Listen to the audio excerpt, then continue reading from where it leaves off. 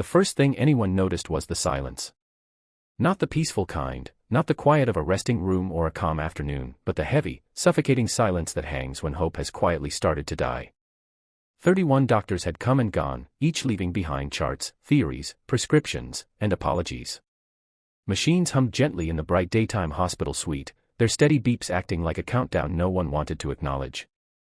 Sunlight poured through the wide glass windows, filling the room with warmth, but it couldn't reach the woman lying motionless in the bed.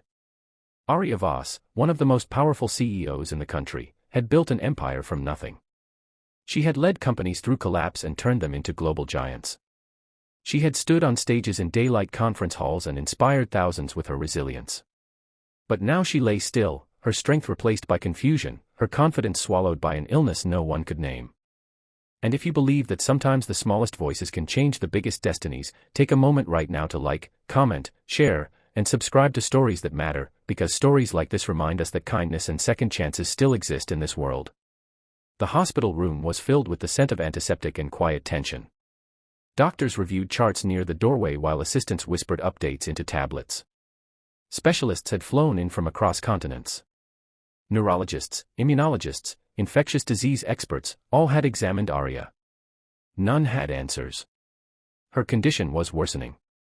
She had begun with simple fatigue. Then came dizziness. Then memory gaps. Within weeks, she struggled to recognize faces. By the time she was admitted, she couldn't remember the board meeting she had chaired just 2 days earlier. The sharp strategist who once negotiated billion-dollar deals now stared blankly at the ceiling, unable to explain what she was feeling beyond an overwhelming sense of heaviness. Every test returned normal. Every scan showed nothing alarming. Yet she was slipping away. Outside the room, her company's leadership waited anxiously. Inside, the tension thickened with each passing hour. That was when Rowan Hale arrived. Rowan wasn't a specialist. He wasn't on any elite panel.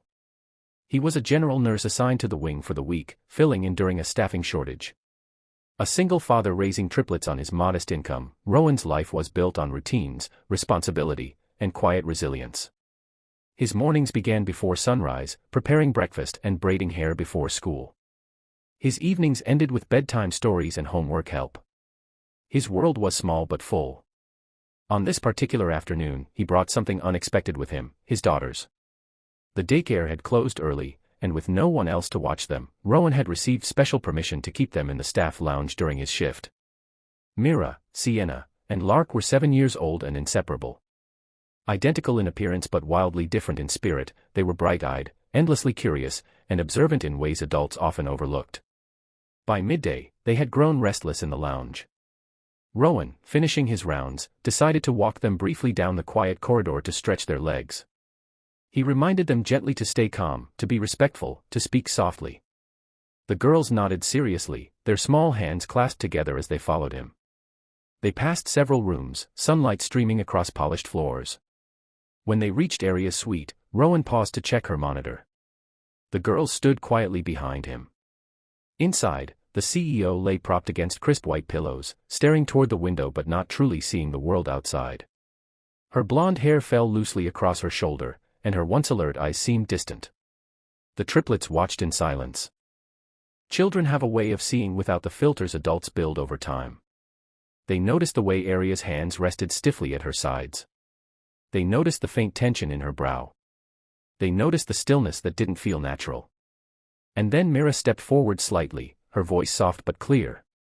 She didn't ask about the machines. She didn't ask why the room was guarded.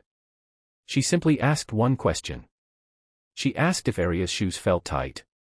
The room went still. Rowan blinked, unsure what prompted the question. The doctors exchanged puzzled glances.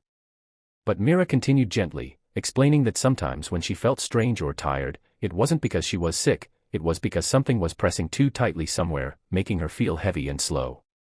It was such a simple thought, so innocent that it seemed irrelevant. Yet something shifted. One of the specialists paused, replaying Myra's words in his mind. Tightness. Pressure. A sensation of heaviness without visible cause. They began reviewing overlooked details. Not symptoms, but patterns. They noticed that Arya had complained weeks earlier about discomfort in her footwear during long meetings. They noted subtle swelling that had been dismissed as fatigue. They revisited circulation tests that were technically normal but borderline. Further examination revealed something rare and unexpected, a vascular compression condition so subtle it had escaped every previous scan. A slight but critical restriction affecting blood flow to certain areas of her brain when she was upright for long periods. It explained everything. The fatigue. The memory lapses. The growing confusion. Within hours, treatment began. Within days, Aria's clarity started to return. The sunlight that once seemed distant now warmed her face as she opened her eyes with recognition for the first time in weeks. The hospital transformed from a place of silent dread into one of cautious hope.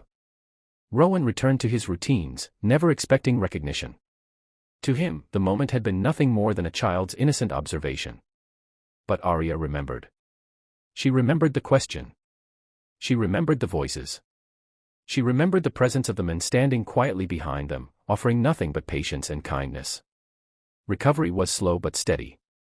As her strength returned, Aria requested to meet the family whose simple curiosity had changed everything. The meeting took place on a bright afternoon in the hospital's garden courtyard, where flowers bloomed under open skies. The triplets arrived holding hands, their dresses fluttering lightly in the warm breeze. Rowan followed, nervous but composed. Aria greeted them not as a CEO, but as someone who had been given something priceless. Perspective. She spoke of how success had once meant control, precision, and certainty. But lying in that bed had stripped all of that away, leaving only vulnerability. And it had taken the pure, unfiltered perspective of children to reveal what decades of expertise had missed. In the months that followed, Aria made decisions that surprised her entire corporate world. She invested in healthcare accessibility programs. She launched initiatives supporting working parents. She created scholarships for children of essential workers. And quietly, without publicity, she established an education fund for Mira, Sienna, and Lark. Rowan's life didn't change overnight. He still woke before sunrise. He still packed lunches. He still braided hair.